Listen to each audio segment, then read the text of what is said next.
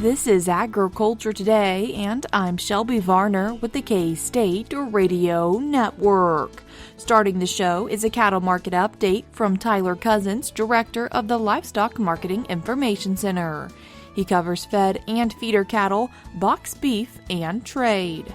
K-State Beef Production Specialist Emma Briggs continues today's show with why a uniform calf crop is beneficial for the cows and calves. She also touches on how producers can tighten the calving season. Jeff Whitworth, K-State crop entomologist, ends the show as he lists the early season corn pests that growers should be watching for. That and more is coming up ahead on Agriculture Today.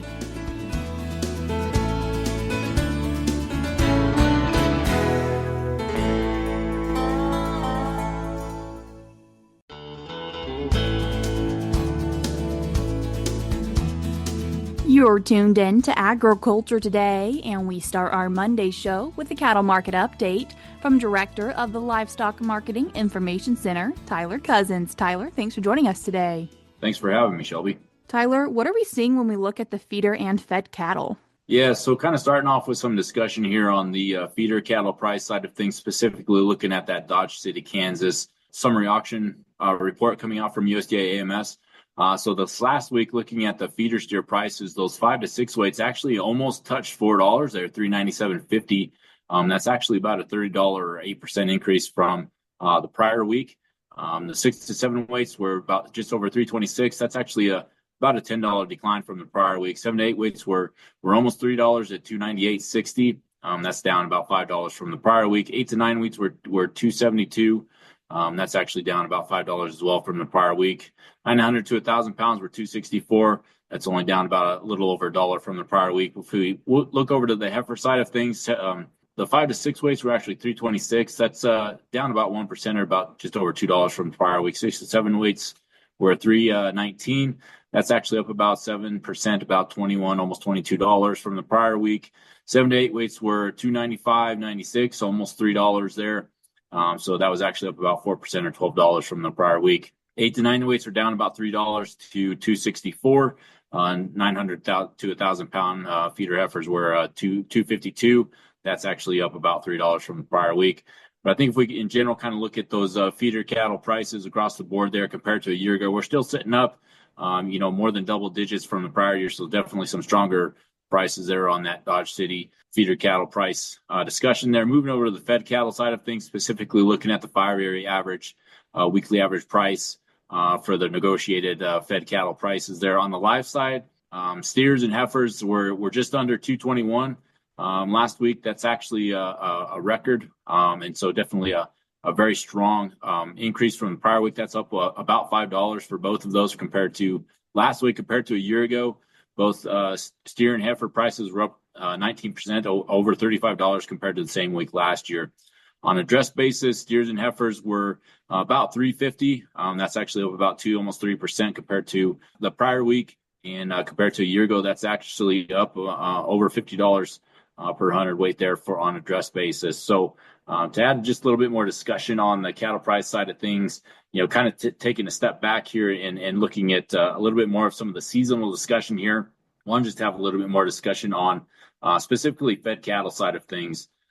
So, kind of recently here, we've seen fed cattle steer prices, that 5-area market average, fluctuate from week to week. But in general, prices here through 2025 have been moving generally upward since the start of the year. So we're seeing strong prices leading up to kind of that Memorial Day timeframe, which we would typically expect just from seasonal patterns. But to give a little bit more perspective and context into this, since the start of the year, that fed steer price has only been below $200 per hundredweight only 3 times. And those 3 times actually occurred the first week of January. It hit basically $199. Then it hit $199 and $197 in the last week of February and the first week of March there. So definitely seeing some strong prices and upward trend in general since the start of the year. So actually, on average, since the start of the year, that fed steer price has actually averaged $207 per hundredweight. And compared to the same period last year, that weekly average was actually $182. So definitely a stronger price there, about a $25 increase compared to the same period last year. So one of the other things I wanted to talk about here is at LMIC, we calculate a seasonal price index for fed steers on a monthly basis. And so looking at that feeder steer price index, one of the things I wanted to discuss was that that index actually indicates that prices usually track fairly steady from January through May, which is then followed by a gradual move lower from June through September.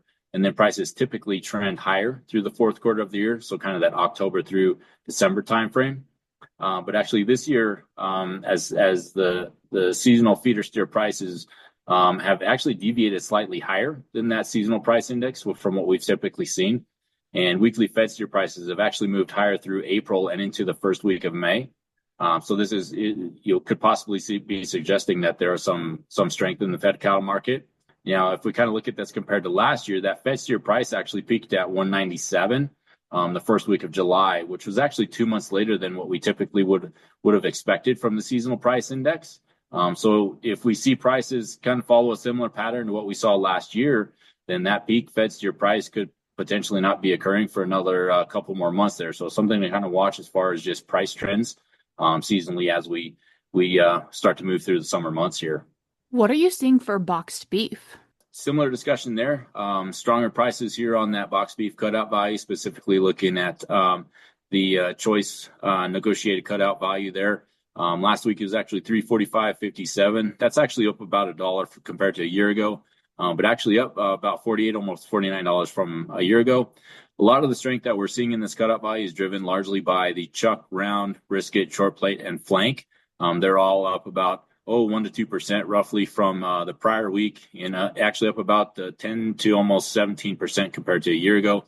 Seeing a little bit of pressure on that rib and loin side of things, down about $1 to almost $2. But I think if we look at the rib and loin compared to a year ago, we're still seeing more than double-digit increases from a percentage standpoint, just for those primal values there. So definitely, kind of what we'd expect as far as just cutout value holding strong leading up to the Memorial holiday season here. And so kind of some similar discussion on the box beef price side of things, kind of that seasonal discussion there, so that the last week's box beef cutout value, reaching that, 340 to 345 price there was so far for the year is actually up 17%, almost $50 from the same week last year. And seasonally, we see this box beef cutout value typically peak around that Memorial Day. But, last year it deviated somewhat from those seasonal trends. And actually we saw that box beef cutout value actually peak at about 330 per hundredweight during the first week of July. So it was actually a few months later than the seasonal trend. So if we see that box beef cutout value follow a similar trend to what we saw last year, we might actually see a peak price here actually occur closer to that July 4th holiday for the box beef cutout.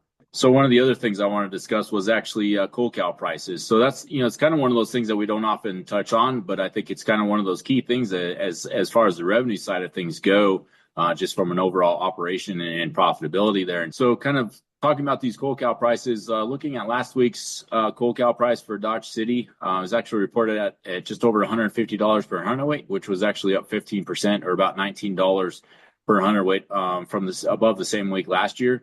Now, cold cow prices actually started the year at $121 per hundredweight. So if we kind of compare that to last week's price, that's actually an increase of about 24% or $29 per hundredweight in just over 4 months. Now, seasonally, what we see with cold cow prices is they typically peak around that June or July timeframe. So cold cow prices could continue to move higher over the next couple of months. So definitely be watching that as far as decision making and just profitability for those cold cows. While we're talking about the cattle market, what are you seeing for beef trade? Yeah, so we recently had the March trade statistics released here this last week. And so that kind of rounds out that first quarter statistics. And so kind of bringing some perspective as far as specifically looking at beef exports and imports. So a little bit of discussion on beef export side of things. First quarter beef exports actually totaled 713 million pounds, which was a decline of about 3% compared to the first quarter in 2024. A lot of those declines we saw across the board from our major markets that we export to. Taiwan was actually down 2%. Hong Kong declined 12%. Japan fell about 4%. Mexico decreased 10%. South Korea was actually down 1%. So we saw those declines in kind of those 5 markets there. But those were actually more than offset a couple of increases that we saw in that first quarter. Canada actually rose 5%. China was up 2%. Vietnam was up 9%. Kind of switching gears and looking here at the beef import side of things. First quarter beef imports actually totaled 1.5 billion pounds. That's actually an increase of about 24% compared to the first quarter of 2024. Increased beef imports were actually seen from most major beef suppliers to the U.S. Australia, beef imports increased 32%. New Zealand and Mexico both increased 14 and 19% respectively compared to the same quarter in 2024. Saw a big jump in shipments from Brazil. Actually, first quarter imports from Brazil were actually up 44% compared to last year. So definitely one of those trends we've been seeing from Brazil, definitely getting a lot of beef shipments in during that first quarter of the year. But just a couple of thoughts here on the beef trade side of things. Imports are likely to track higher this year as domestic beef supplies remain tight. But, conversely, lower domestic beef production will likely limit exportable beef supplies through the rest of the year.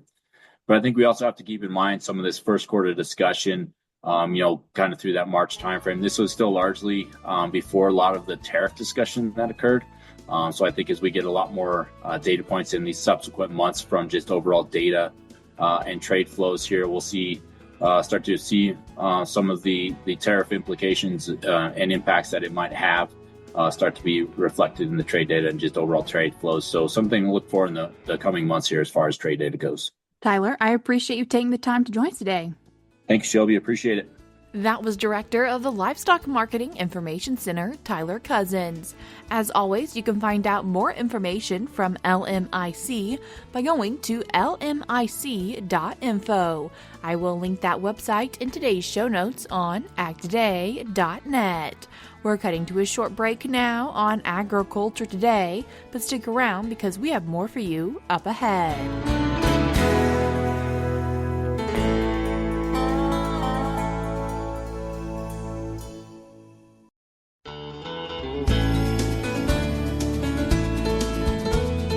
You're tuned in to Agriculture Today, and we continue our show talking about the value of a uniform calf crop with K-State Extension Beef Production Specialist, Emma Briggs. Emma, thanks for joining us today. Yeah, I'm happy to be here. Thanks for having me. Emma, as we're thinking about a uniform calf crop, what is that ideal length of calving? Yeah, so having a really tight calving season can be really helpful. And we talk about tight calving seasons, we're really looking at something between 45 to 90 days, depending on what works well for an individual producer operation. This is going to create a more uniform calf crop in terms of age and weight at weaning to be able to market those calves in a very specific manner. It's also going to simplify health protocols, vaccination strategies, castration times, and it's also going to allow for a more productive and steady recovery for that cow as we enter into the new breeding season and improving an overall fertility on a herd-wide basis. Why can also a uniform calving crop be important for the cows, the heifers? Yeah, so estrus normally resumes about 30 to 60 days post-calving. And so in a 64-day window, the cow would have roughly 3 chances to conceive. And ideally, those benchmarks would be that 65% would calve by day 21 of your calving season, 90% by day 42, and 95% by day 64. And these early bred cows, they have a tendency to wean heavier calves because they have a tendency to have calves that are born earlier in the calving season. And they also have a tendency to stay in the herd longer and produce roughly about 1 extra calf in comparison to their contemporaries that are born later in the season when we're talking about keeping and retaining replacements. What's a good way for cattle producers to track when their cattle are calving? Ideally, if you have some type of records, that is ideal, right? So that way you could be able to actually pinpoint when these cows are calving in the cycle. Being able to, if you don't go out and ear tag your calves when they're born, but keeping an idea about which ones are calving at least in the first half versus the last half of the season can be really important when you're trying to create a uniform calf crop. And if we see a lot of cattle calving in kind of that second half of the calving time period, what are maybe some issues or why might that be happening? So some of it could be towards body condition score or maybe nutrition, depending if you're a fall or spring calving herd. Nutrition can be very detrimental towards breeding and breed back success. Things like health issues and other different management strategies, making sure these animals are calving in a clean environment, and having suitable replacements is best. What if a cattle producer is wanting to shift when their cows are calving a little bit?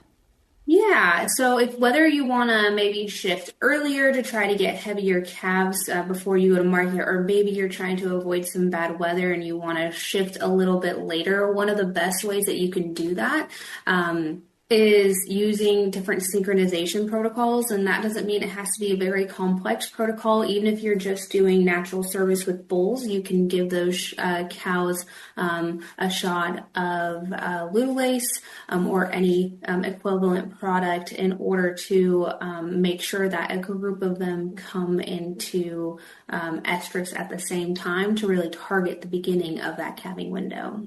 Is there ever a time where they can make that calving window, which you recommend to be 45 to 90 days, even smaller? Yes, that is definitely something that can be done, and it can be beneficial, especially when you're thinking about labor issues.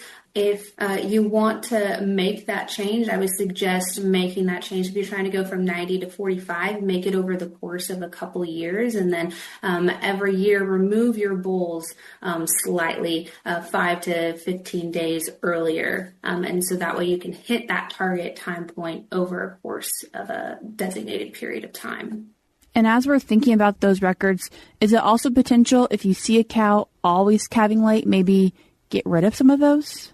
Yeah, no, and that's definitely a good option as well. If you are trying to maintain that more uniform calf crop, it's also shown that if you keep replacements that are born earlier in the season, they'll reach puberty faster, have a tendency to breed earlier in their first breeding window as little heifers. And we all know that even with a really good attempt to get everyone bred and ready for calving season, sometimes we have open cows. So what are some considerations cattle producers could have with those?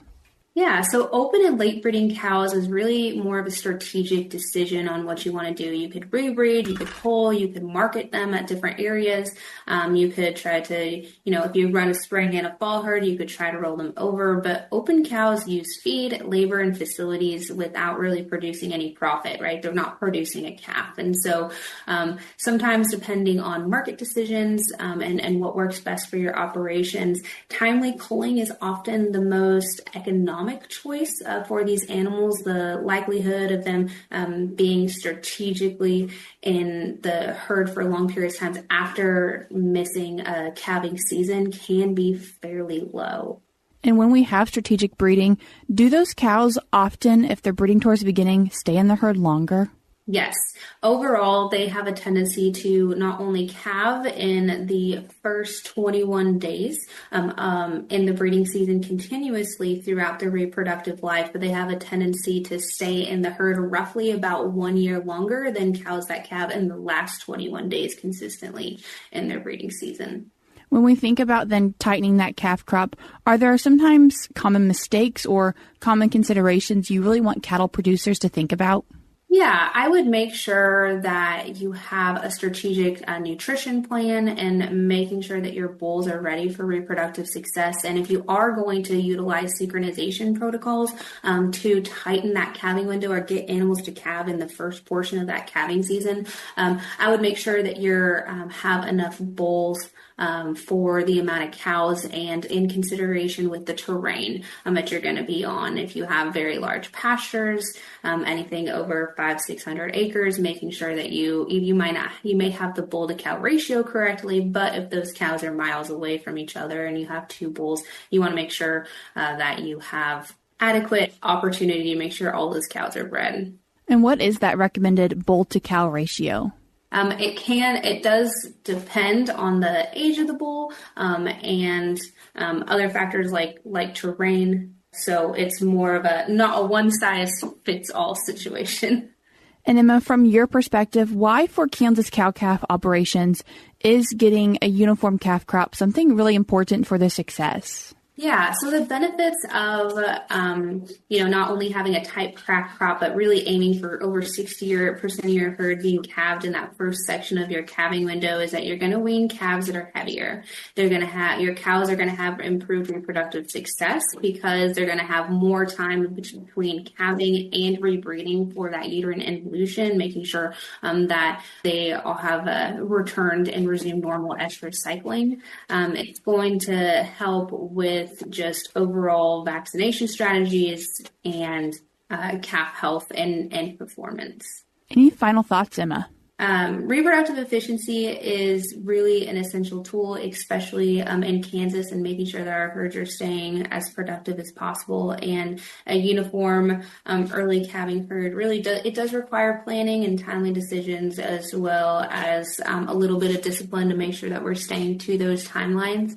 But tools like synchronization, AI, even natural service with the help of synchronization protocols can potentially help get that tight breeding season a little bit tighter if that's what you're looking for, and potentially have an increased boost in profitability. Emma, I appreciate you taking the time to join us today. Thank you. Glad to be here. That was K-State Beef Production Specialist Emma Briggs. If you'd like to read more on this topic, you can do so by checking out a Beef Tips article titled Managing Your Breeding Season for a Uniform Calf Crop. I will link it in today's show notes on agtoday.net, or you can find it for yourself by going to agtoday.net. Before we cut to a break, we're now going to be joined by USDA's Rod Bain and USDA meteorologist Brad Rippey as they talk about if U.S. pasture and rangeland conditions nationwide have improved since the last report in the fall.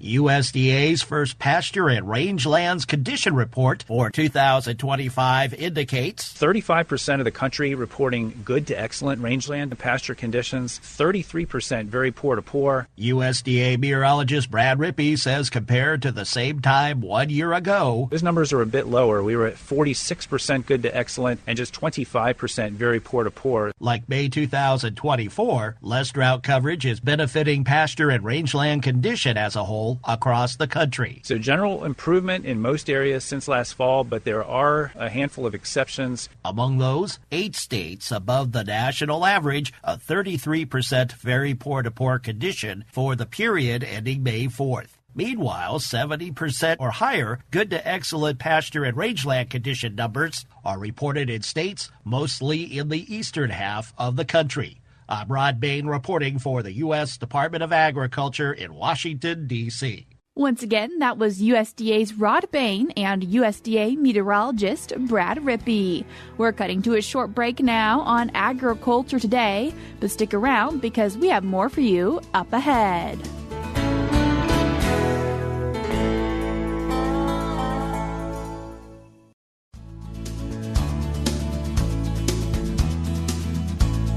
You're tuned back into Agriculture Today, and we conclude our Monday show with some reminders about early season corn pests from K-State crop entomologist Jeff Whitworth. Jeff, thanks for joining us today. Oh, my pleasure. Anytime. Jeff, what are those early season corn pests that growers might want to be keeping an eye out for?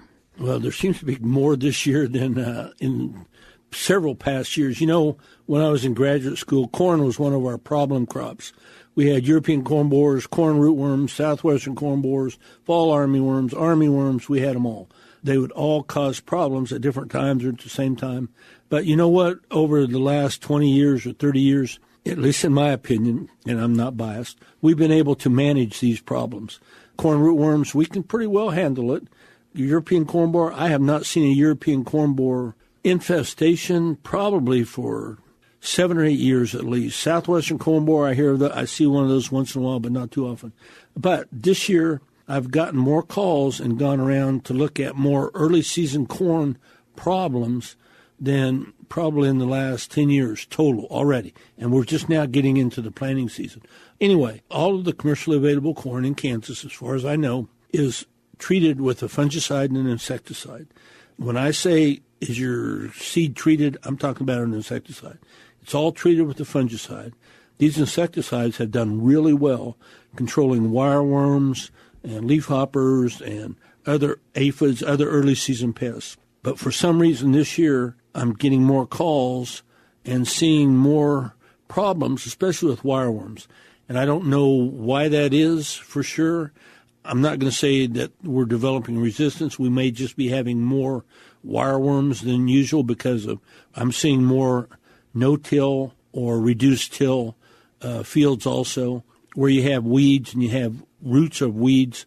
That's providing another place for wireworms and other in-soil pests to feed. So I don't attribute it to resistance yet, but I think with the reduced-till or the no-till, I think we are seeing a few more pests. The other thing, you got to remember that the seed treatments last 20 to 30 days. So some of that could be involved in why we're seeing more pest problems. But we are seeing a few more wireworms. The other pests that we're seeing are worms or larvae or caterpillars, Lepidopterus, moth larvae. The ones I've seen, the black cutworm, those are a normal pest in the eastern part of the state. The adult moths come in every year early on, and they lay eggs in weedy areas, and we start seeing the larvae. And we're seeing a few of those this year. We're also seeing a few armyworms, which, again, is a little strange because it's a little early in the year for these pests. Not seeing a lot of them yet, but just seeing a few. And a lot of guys say what they're in are GMO corn. First of all, the seed treatments aren't going to work too well on the larvae. They have worked really well on wireworms and leafhoppers and aphids and sucking insects. They haven't worked too well on the black cutworm larvae or the armyworm or fall armyworm. They don't work well on larvae. So that's one thing. And GMO, what is genetically modified, you got to know what it's for. There's different events. They're expressed differently on the plant. They don't all affect early season pests the same way, especially lep larvae. And, you got to remember some of this is not GMO. You have to have some susceptible seeds in with your GMO. And part of it could be sometimes, very rarely, growers get mixed up on where they planted their GMO and where they planted their susceptible, and some guys are, anyway, I'm just saying, I don't always attribute it to resistance right off the bat, which is the calls I've gotten in the last 5 to 7 days. They're saying, hey, this stuff's not working anymore. Just before we jump to conclusions, let's make sure we have what it is we think we have out in that field. So we are seeing more early season pests, especially wireworms. Even in my plots, we've seen more wireworms than I've seen in the last 10 years. Normally the seed treatments work really well on the wireworms, but it's early. We'll wait and see what happens in the next month or so. But that's kind of the story on the early season corn planting around the state so far. Jeff, I appreciate you taking the time to join us today. Hey, my pleasure. Anytime. That was K-State crop entomologist Jeff Whitworth. That's all we have for you today on Agriculture Today, but we'll be back with more for you tomorrow.